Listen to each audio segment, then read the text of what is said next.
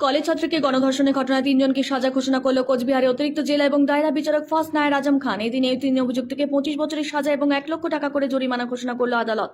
সাজাপ্রাপ্ত অভিযুক্তদের নাম জামির হোসেন, ফিরোজ আলম এবং রাসেল মিয়া। জানা গেছে 2021 সালে 21শে ডিসেম্বর শীতলকুচি কলেজের এক ছাত্রী বেলা 12টা নাগাদ বাড়ি থেকে বেরিয়ে কলেজে যাচ্ছিল। সেই সময় কলেজের সিনিয়র এক ছাত্র সহ 2 যুবক কলেজ ছাত্রীকে গাড়িতে করে তুলে নিয়ে বামুনডাঙ্গা এলাকায় একটি ফাঁকা বাড়িতে একে 3 জন মিলে ধর্ষণ করে। সেই ঘটনায় ভিডিও রেকর্ড করে রেখেছিল অপরাধীরা। ওই ঘটনার কথা কাউকে বলে ফাঁস করলে কলেজ ছাত্রীকে ধর্ষণের ভিডিও ভাইরাল করে দেওয়ার হুমকি দেয় অভিযুক্তরা। পরে ওই ছাত্রীর পরিবারের পক্ষ থেকে 3 অভিযুক্তের নামে শীতলকুচি থানায় অভিযোগ দায়ের করেন। পুলিশ তদন্তে নেমে ধর্ষণকাণ্ডে ব্যবহৃত গাড়ি উদ্ধারের পাশাপাশি যেই বাড়িতে ঘটনাটি ঘটেছিল সেই বাড়িটিকে চিহ্নিত করে সিল করে দেওয়া হয়েছে। ঘটনা পুনর্নির্মাণের পাশাপাশি ফরেনসিক টিমের সহায়তা নেন। ধর্ষণকাণ্ডে অভিযুক্ত 2 জন প্রথমে গা ঢাকা দিয়ে কলকাতা যায় এবং সেখান থেকে তারা দেশ ছেড়ে পালিয়ে যাওয়ার পরিকল্পনা করে এবং পুলিশের একটি তদন্তকারী দল অভিযুক্তদের মোবাইল টাওয়ার লোকেশন ট্রেস করে মেখলিগঞ্জ এলাকা থেকে উদ্ধার করে। দীর্ঘদিন মামলা চলার পর শুক্রবার কোচবিহার অতিরিক্ত জেলা এবং দায়রা বিচারক নায়ের আজম খান অভিযুক্তদের 25 বছর কারাদণ্ড সাজা ঘোষণা করে। এদিন এ বিষয়ে মামলার সরকারি তরফের আইনজীবী চঞ্চল কুমার চক্রবর্তী দীর্ঘদিন মামলা চলার পর গণধর্ষণের অভিযোগে ওই 3 জনকে 25 বছরের কারাদণ্ডের নির্দেশ দিল কোচবিহার অতিরিক্ত জেলা এবং দায়রা বিচারক নায়ের আজম খান। সেই সঙ্গে প্রত্যেক অভিযুক্তকে 1 লক্ষ টাকা করে জরিমানাও দিতে বলা হয়েছে বলে তিনি জানিয়েছেন। আমি Shri Chanchal Kumar Chakraborty, senior public prosecutor, panel, Cooch Behar.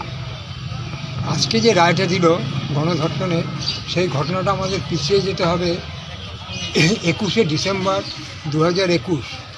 আমি ঘটনাটা সংক্ষেপে বলে দিচ্ছি। সেদিনকার শীতলকুচি নিবাসী ভিকটিম অর্থাৎ নির্যাতিতা দুপুর 12টার সময় সে শীতলকুচি কলেজে যাচ্ছিল। সেই সময় রাস্তায় তার সাথে পূর্ব পরিচিত তারই কলেজের সিনিয়র আসামি জামির হোসেন, তার সাথে দেখা হয়। জামির হোসেন একটা গাড়িতে ছিল এবং সেই গাড়িটা চালাচ্ছিল হচ্ছে আরেকজন আসামি, তার নাম হচ্ছে ফিরোজ আলম। এইবার জামির তাকে বলে গাড়িতে উঠতে। নির্যাতিতা বা ভিকটিম সরল মনে সেই গাড়িতে ওঠার পর গাড়িটা কলেজের দিকে না গিয়ে কিছু দূর যাওয়ার পরে এটা গতি পরিবর্তন করে শীতলকুচির যে গ্রাম 2-3 কিলোমিটার দূরে বামনডাঙ্গা বলে একটা জায়গা, যেখানে হচ্ছে জামিরের পিসির বাড়ি, সেই বাড়িতে দিকে টার্ন নেয়। তখন ও তো জানে না, তখনও বলেছে তুই এই দিকে না গিয়ে কোথায় যাচ্ছিস, উল্টো দিকে যাচ্ছিস কেন? তখন ওর মুখে বালিশটা বাঁধে, মানে যে গাড়ির মধ্যে যে পিলো থাকে সেই পিলো চাপা দিয়ে তাকে ওই বামনডাঙ্গায় পিসির বাড়িতে, জামিরের পিসির বাড়িতে নিয়ে যায়। সেখানে আমাদের আরও একজন যে তৃতীয় আমরা যে পাচ্ছি রাসেল মিয়া, সে সেইখানে উপস্থিত ছিল।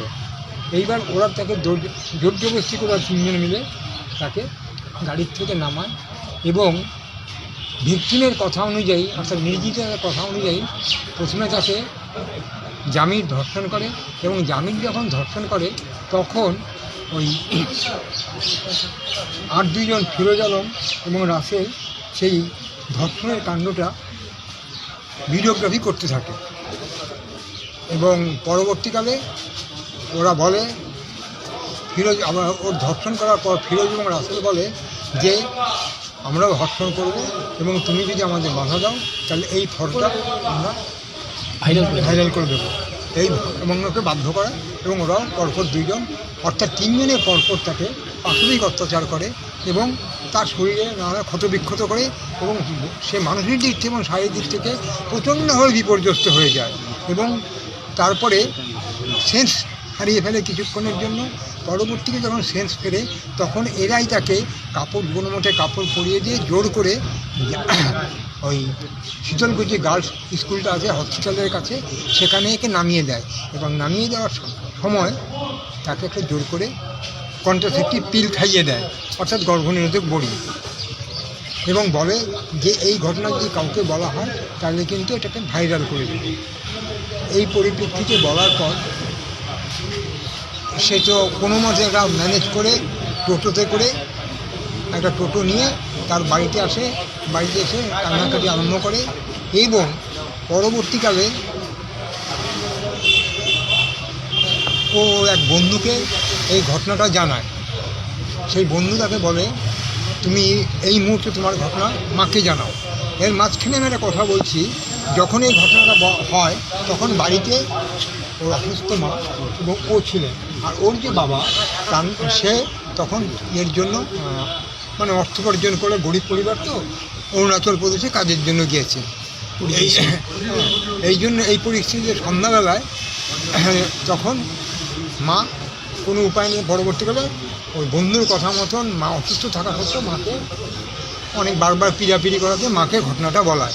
তখন মা আর দেরি না করে বাবাকে জানায় এবং তার বাবা অরুণাচল প্রদেশ থেকে সঙ্গে সঙ্গে রওনা দিয়ে, যেহেতু একটু দূরে, 23 তারিখে দুপুরবেলা 3টে সাড়ে 3টার সময় আসার পর সন্ধ্যাবেলায় শীতলকুচি থানায় তার একটা ডায়েরি, শীতলকুচি থানায় একটা ডায়েরি করে, বা যেটাকে আমরা জিডি মানে কমপ্লেন বলি, সেই কমপ্লেনটা করে এবং এফআইআরটা করা হওয়ার পরে সেই এফআইআরটা তখনকার যে সেই সময়কার যে শীতলকুচি থানার ওসি ছিলেন মৃত্যুঞ্জয় সরকার, সেটা নথিভুক্ত করে এবং নথিভুক্ত করার পর তদন্তের ভার দেয় মণিভূষণ সরকার, পিএসআই মণিভূষণ সরকার, একজনকে মণিভূষণ সরকার পিএসআইকে, মানে রেলওয়ে প্রবেশনারি সাব ইন্সপেক্টর, এবং মণিভূষণ সরকার তদন্ত করতে থাকে।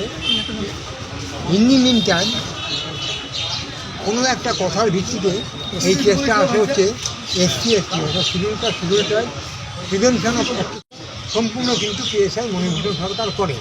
যেহেতু এটা SC কেসের আওতায় আসছে, সঙ্গে সঙ্গে কেসটাকে স্পেশাল সঙ্গে সঙ্গে ওখানকার মাথাভাঙ্গার কোর্টে একটা প্রেয়ার করে পিএসআই মণিভূষণ সরকার।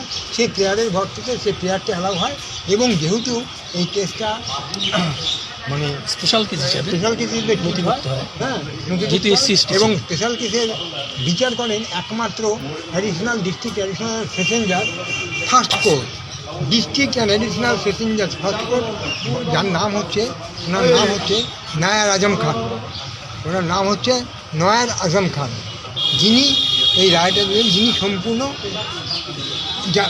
যে কোর্টে সম্পূর্ণ কেসটা হয়েছে।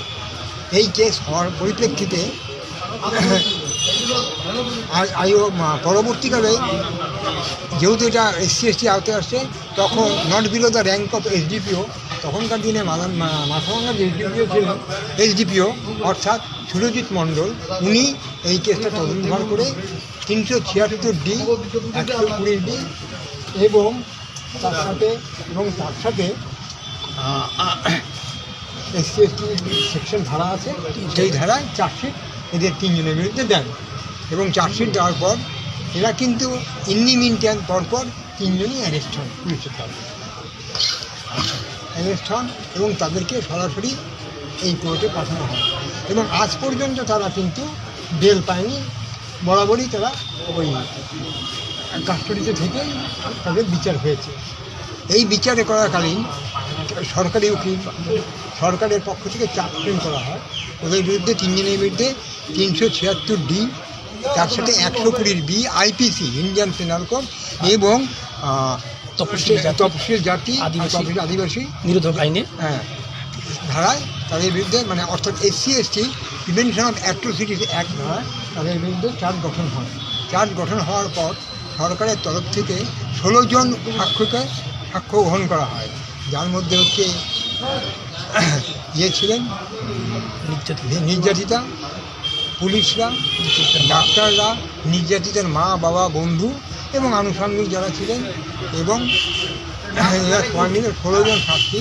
এবং এই কেসে RFSL হচ্ছে রিজিওনাল ফরেন্সিক ল্যাবরেটরির থেকে পরীক্ষা হয়েছে জলপাইগুড়ি, এবং স্টেট ফরেন্সিক ল্যাবরেটরি অর্থাৎ কলকাতা থেকে পরীক্ষা হয়েছে এবং নানা রকম ডকুমেন্ট হয়ে গেছে। গিয়ে সাক্ষী হওয়ার পর 16 জন সাক্ষ্য গ্রহণ করার পর তারপরে পরবর্তীকালে এই কেসে সাক্ষীতে সম্পূর্ণরূপে প্রমাণ হয়েছে যে এরা 3 জন দোষ করেছে এবং দোষ না খালি যেই কাজ করেছে, একজন অসহায় নির্যাতিতাকে, একটা অসহায় মেয়েকে, যার বয়স সেই সময় ছিল 20-21 বছর, কলেজ ছাত্রী, এবং সবচেয়ে বড় কথা তার যাবে একদমই অসহায়, তার সাথে তার পাশবিক অত্যাচার করেছে। এবং এই কেসে আমি বলবো মহামান্য দায়রা বিচারক ফার্স্ট কোর্ট কুচবিহার অর্থাৎ নায়ার আজম খান, উনি যে রায় দিয়েছেন সেই রায়টা খুবই ন্যায্য রায়। হ্যাঁ উনি রায় বেড়ে দিয়েছেন। উনি রায় বেড়ে হচ্ছে 376 ডি, তার সাথে 120 ডি ধারা যে রায়টা হয়েছে তাতে উনি 25 বছর সশ্রম কারাদণ্ড প্রত্যেককে সেই রায় কেটে দিলেন। আর 1 লক্ষ টাকা জরিমানা দিয়েছেন। এই জরিমানাটা নির্যাতিতাকে দিতে হবে, এক একজন 1 লাখ টাকা করে দেবে। আর অনাদায় দেয়নি, এখন সেটা বলতে পারছে না পরবর্তীকালে। আরেকটা ওদের অ্যারেস্ট করা হয়েছিল কত তারিখে আমরা ঘটনা ঘটার একদিন আমি বলছি, ঘটনা ঘটার ওই 24 তারিখে একজনকে ধরা হয়েছে, আর বাকি দুজনকে ধরা হয়েছে হচ্ছে ডিসেম্বরে, 27-28 ডিসেম্বরে ধরা হয়েছে, 2021 ডিসেম্বর মাসে ধরা হয়েছে। 24 তারিখ কাকে ধরা হয়েছিল? চোখের জামিন। আপনার নাম? আমার নাম বললাম প্রথমে Shri Chanchal Kumar Chakraborty, senior panel public prosecutor, কি